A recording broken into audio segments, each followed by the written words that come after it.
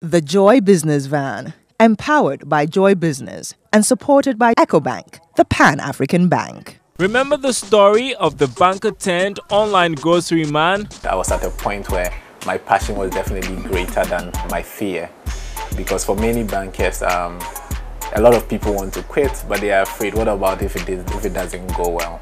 You know, so for me, it's down to passion. I think that the passion was definitely greater than the challenge and also the fear of failure, and so we took the dive. I used to tell my friends we wore a parachute and dived in anticipation that the parachute will open. What about if it doesn't open? Well, guess what? His parachute landed him on safe ground, and today he's running a successful online grocery business.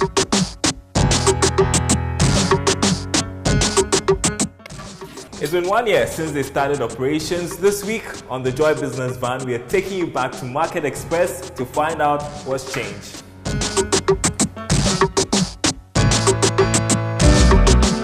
The first thing we noticed is that Ebenezer Lartey no longer works from his porch at home.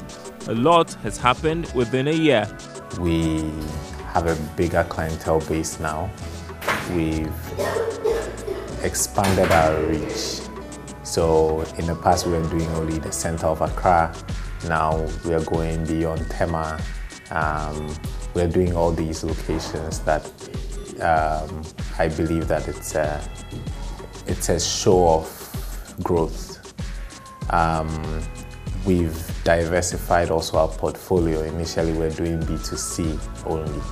Now we have B2B, meaning we have businesses that depend on us for their supplies. Interestingly, Ebenezer didn't anticipate this boom in business.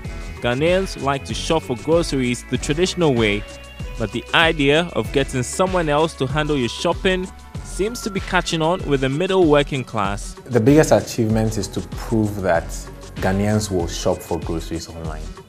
In the past, it seemed like this thing is an idea that seems interesting, but I'm not sure people would really do it.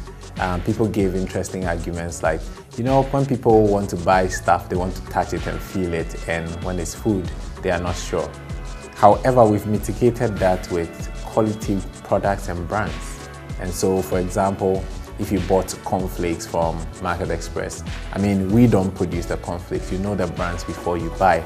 And we ensure that we are giving people good brands that they can relate to. It's not been all rosy though. There are a number of challenges, and one of them comes especially around operational cost.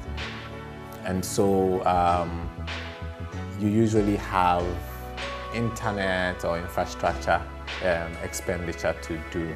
The price of data and internet is a little expensive in Ghana. So that becomes one of the major costs. We have fleets to manage because we are more a technology and also a logistics company. So they come with challenges. However, in every challenge comes a solution or an opportunity.